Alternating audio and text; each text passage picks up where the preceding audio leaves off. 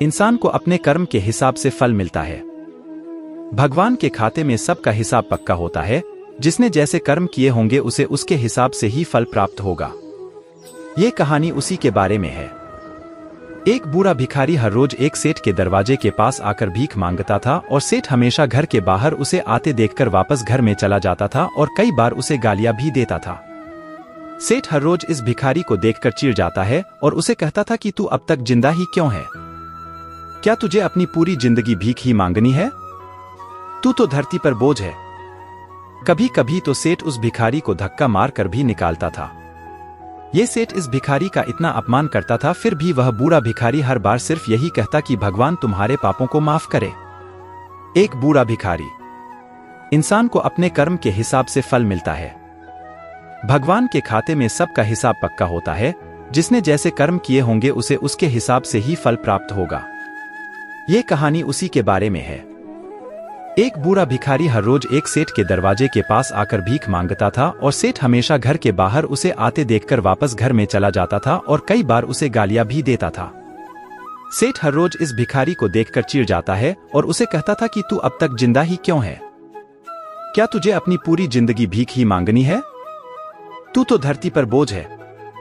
कभी कभी तो सेठ उस भिखारी को धक्का मार कर भी निकालता था। ये सेठ इस भिखारी का इतना अपमान करता था, फिर भी वह बूढ़ा भिखारी हर बार सिर्फ यही कहता कि भगवान तुम्हारे पापों को माफ करे। एक बार सेठ को धंधे में बड़ा नुकसान हुआ। सेठ बहुत परेशान था कि तभी उसके दरवाजे पर वही भिखारी आया।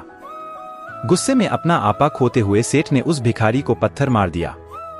पत्थर लगने की वजह से भिखारी का सर फूट गया और उसके सर से खून बहने लगा। फिर भी दर्द से कराहते हुए भिखारी ने इतना ही कहा, भगवान तुम्हारे पापों को माफ करे। भिखारी वहां से चला गया। सेठ सोच में पड़ गए कि मैंने भिखारी को पत्थर मारा, फिर भी उसने सिर्फ मेरे लिए अच्छा ही बोला। सेठ का गुस्सा शांत हुआ और अब उन्हें इस भिखारी का रहस्य जानने का मन किया। सेठ ने भिखारी का पीछा करना शुरू कर दिया। भिखारी वहां से चला गया। सेठ सोच में पड़ गए कि मैंने भिखारी को पत्थर मारा, फिर भी उसने सिर्फ मेरे लिए अच्छा ही बोला। सेठ का गुस्सा शांत हुआ और अब उन्हें इस भिखारी का रहस्य जानने का मन किया। सेठ ने भिखारी का पीछा करना शुरू कर दिया। भिखारी जहां जहां जाता सेठ उसके पीछे जाता। सेठ ने देखा कि कोई उसको खाना देता तो कोई उसको मारता, तो कोई अपमानित करता तो कोई गाली देता।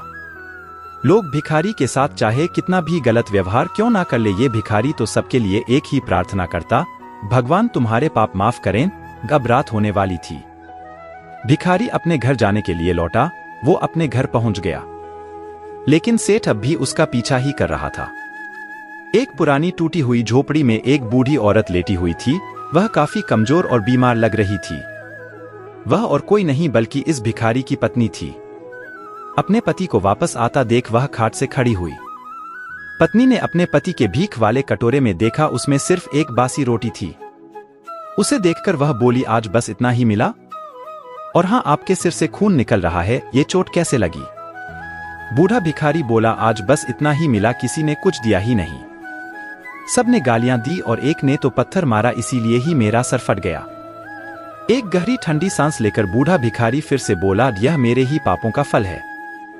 तुम्हें याद है न, कुछ सालों पहले हम कितने अमीर थे? क्या कुछ नहीं था हमारे पास? हमारे पास हर चीज जरूरत से ज्यादा थी, लेकिन हमने कभी दान नहीं किया। आगे भिखारी ने कहा कि हमने उस दिन एक अंधे भिखारी के साथ कितना कुछ बुरा किया था, जो हमारे द्वार पर भीख मांगने आया करता था। पत्नी की आंखों में आंसू आ गए। वह बोली, हाँ, हम उस बेचारे अंधे के साथ बहुत बुरा करते थे। उसका अपमान करते थे। उसे खाने के लिए रोटी की जगह कागज दिया करते थे और उसका मजाक उड़ाया करते थे। भिखारी की पत्नी बोली, मैंने कभी भी उसको रास्ता नहीं दिखाया था। एक बार मैंने उसके मुंह पर मिट्टी भी फेंकी थी और वह हमेशा दुखी होकर यही कहता कि भगवान तुम्हें तुम्हारे किए की सजा देगा। भगवान तुम्हारे पापों की सजा जरूर देगा। उसका श्राप सच हुआ और हम इस दुख भरी जिंदगी में आ गए। भिखारी बोला, हाँ, उसका श्राप सच हुआ और इसलिए ही मैं किसी को बद्दुआ नहीं देता हूँ। चाहे कोई मेरे साथ कैसा भी बर्ताव क्यों न करें, मैं हमेशा उसके लिए प्रार्थना करता हूँ। मैं नहीं चाहता कि कोई भी हमारे जैसे जिंदगी का अनुभव करे। मैं नहीं चाहता कि किसी को भी हमारे जैसे दुखों का सामना करना पड़े।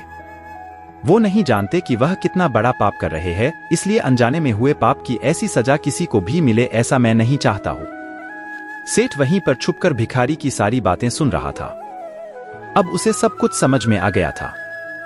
भिखारी और उसकी पत्नी ने वह रोटी मिल बांटकर आधी आधी खा ली और भगवान को धन्यवाद बोलकर सो गए।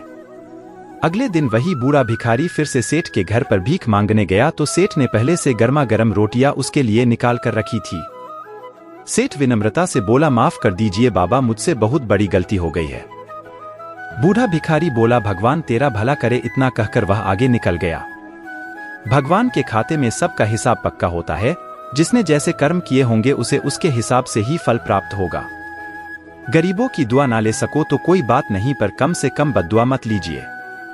अगर आपको हमारी अच्छी लगी हो तो अपने दोस्तों के साथ भी कीजिए और मैं जरूर बताइए कि कैसी लगी हमारी। Thanks for watching.